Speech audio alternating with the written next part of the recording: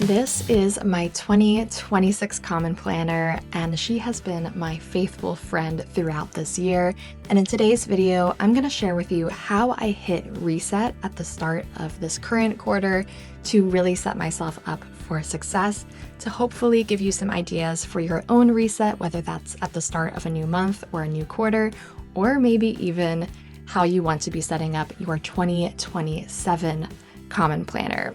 Before we dive into how I set up for the quarter though, let's talk about how I set up for the entire year with a really quick recap.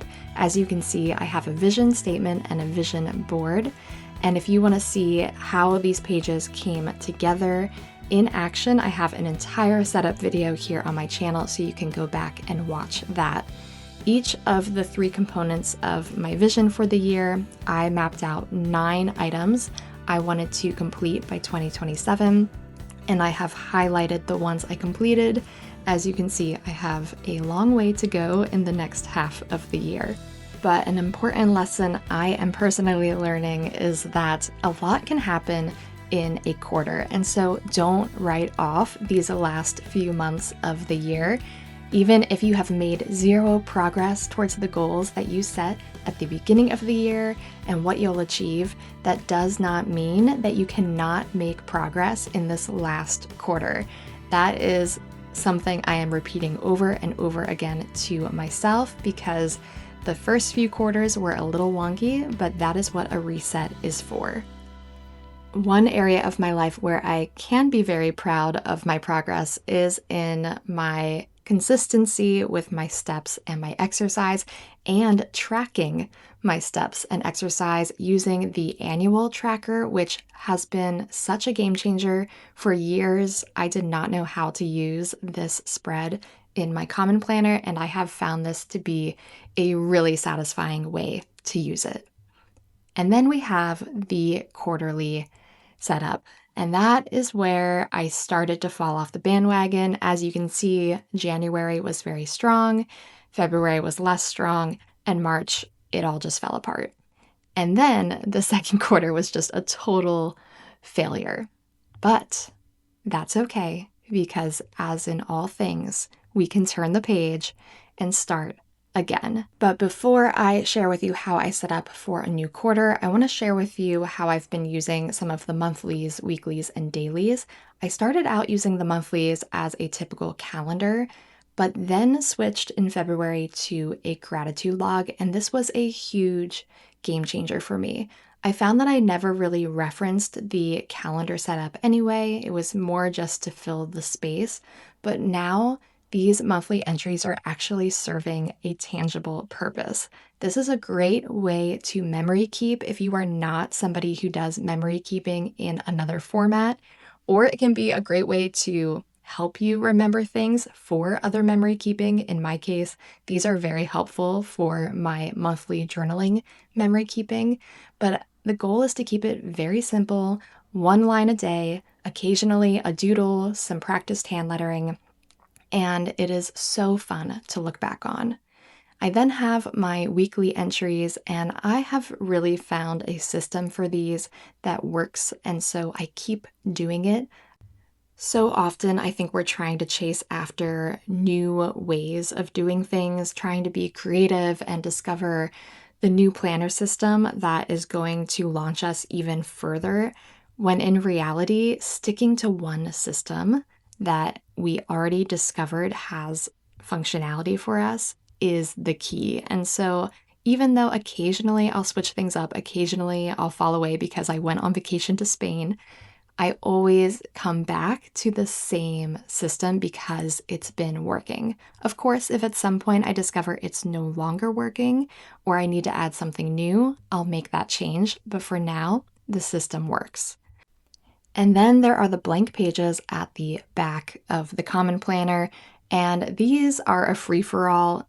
I have been using them for my bingo boards, which are available on my Patreon if you want to play bingo with us, to inspire you to make more memories in the last part of 2026, then do check them out. They are super fun, and there is a prize if you play with us, so be sure to check it out.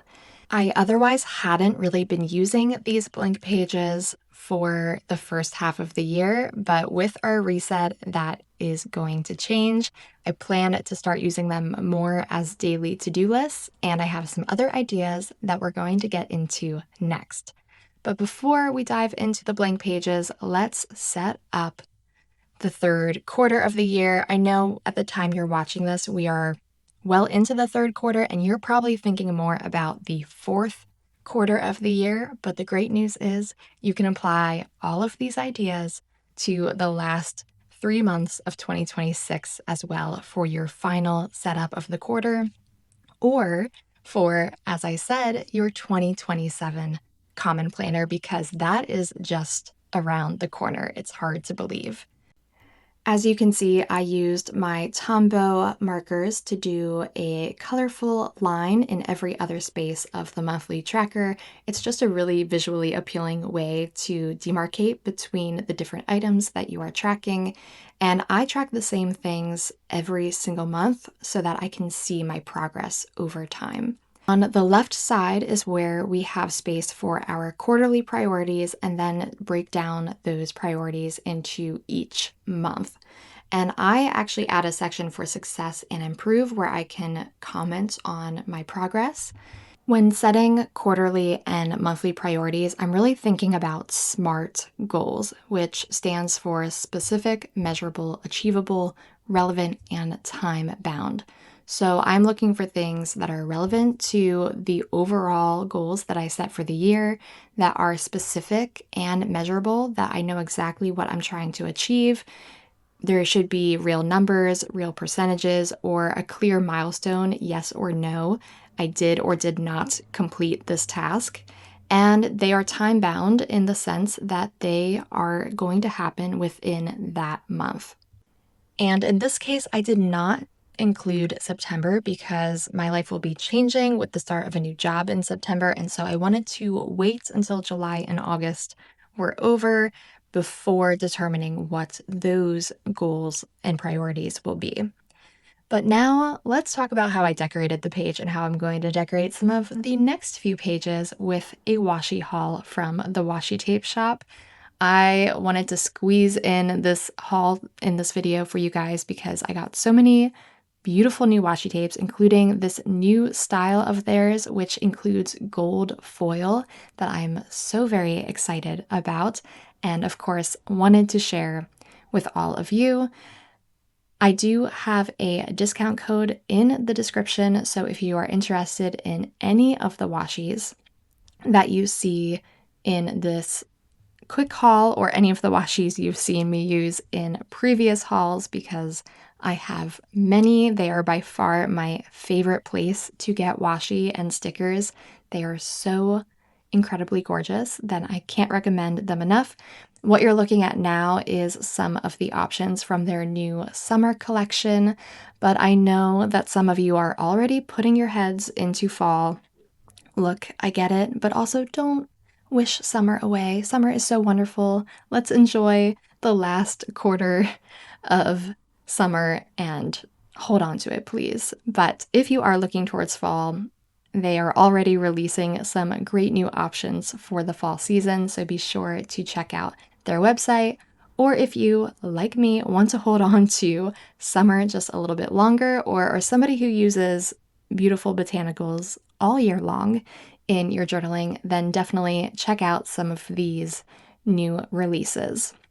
The last thing I'll mention about the washi tape shop, if you are completely new to it, is that so many of their washi tape shops are peelable, which means there are already cutouts around all of the individual stickers that you are seeing so that you can just lift them off of the paper the same way you would use a normal sticker. So there's no trying to cut out the individual stickers. That part is already done for you.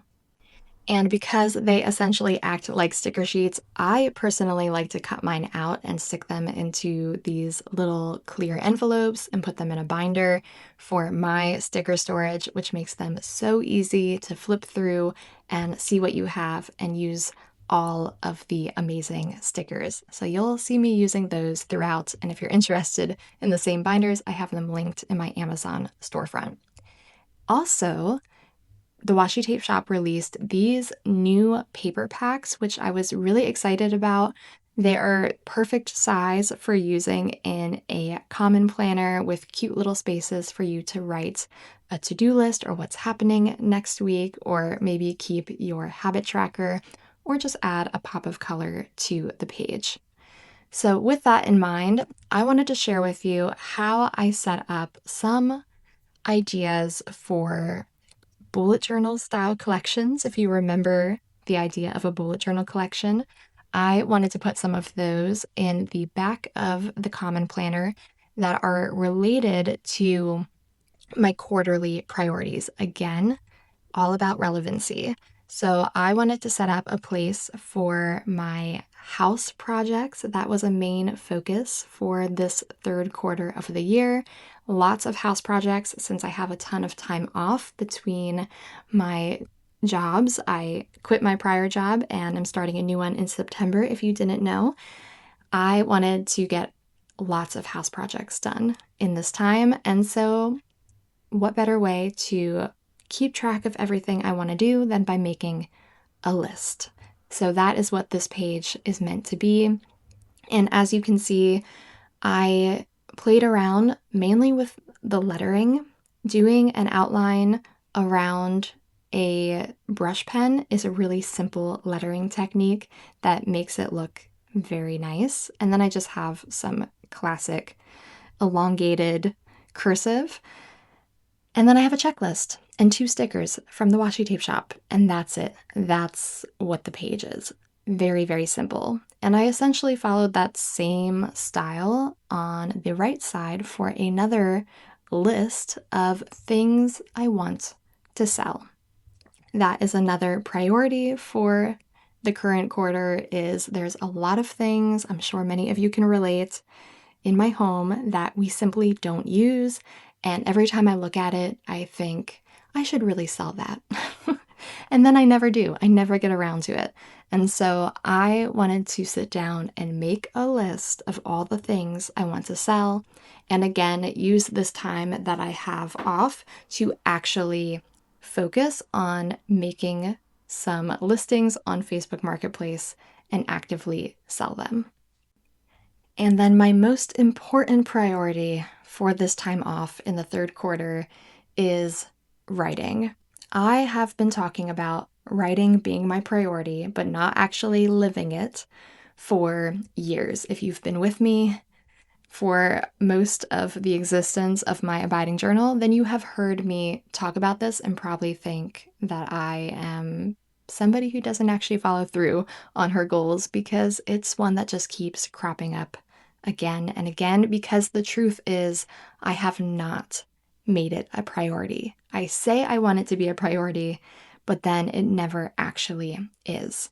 But this time off felt like a true reset, a true opportunity to say you have no excuses. You have all the time in the world, so let's make it happen.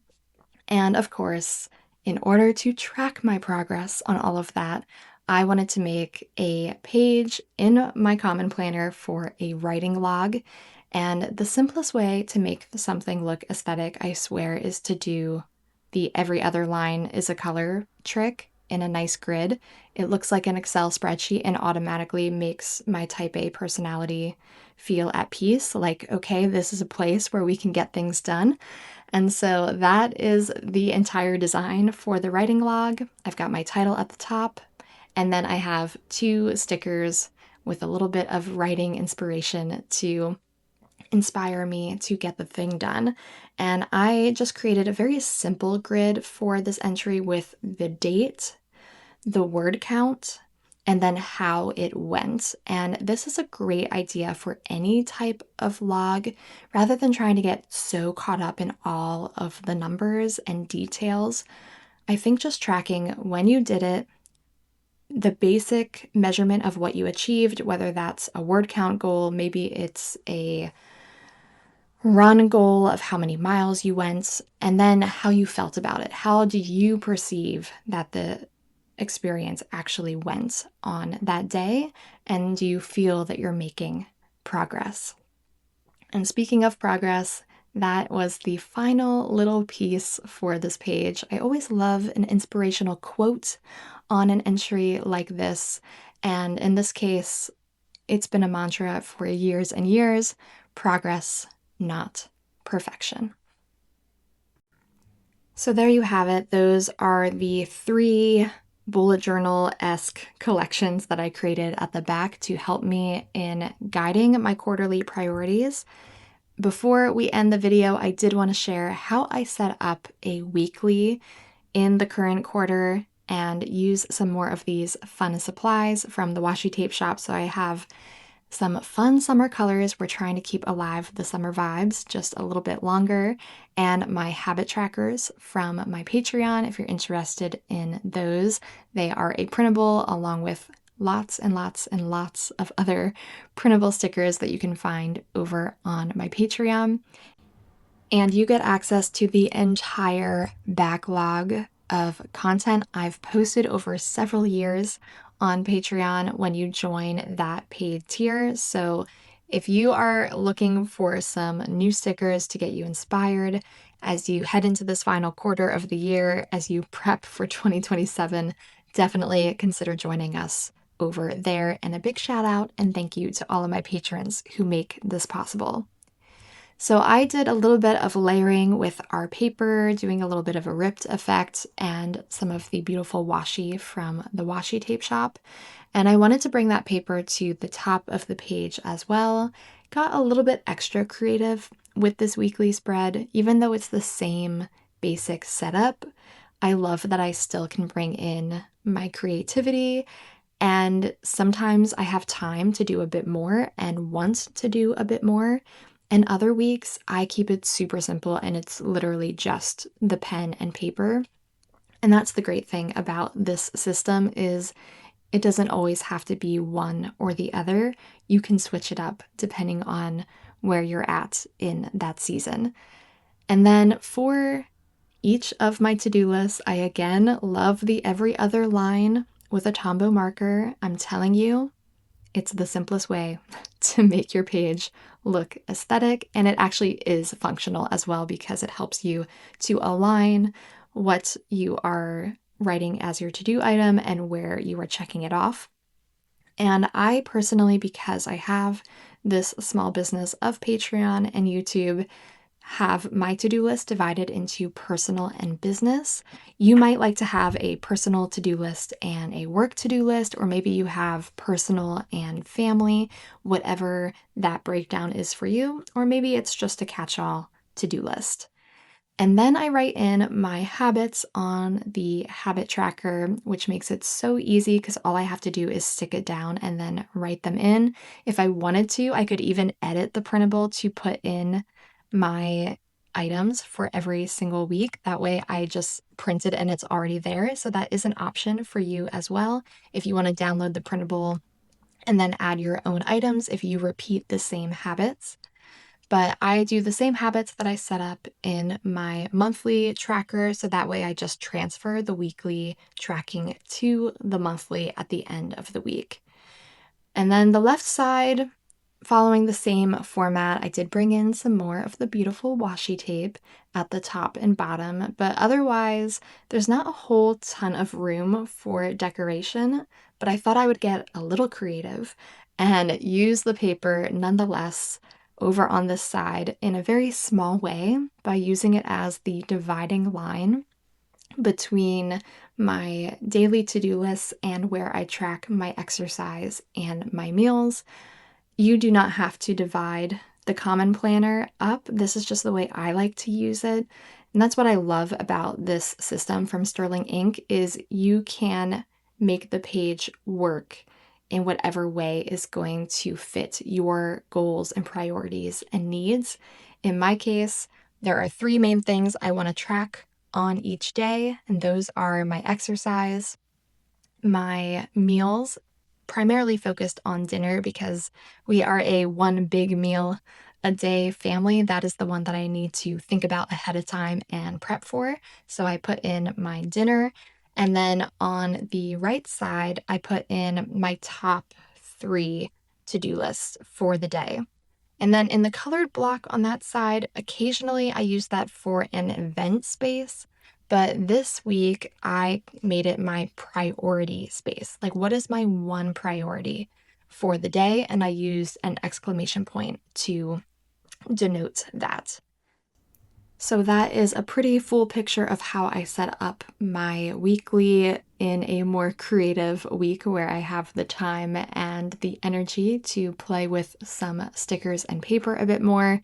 But the layout is always the same, and then I fill it out using my favorite pen, the Sarasa Dry Airfit pen, to write in all of the to-dos for the week, using my monthly to make sure that they are relevant and on track for what I'm trying to accomplish quarterly, and then check off the habits. I was really proud on this Monday because it was the first time in a very long time that I actually had a perfect habit day.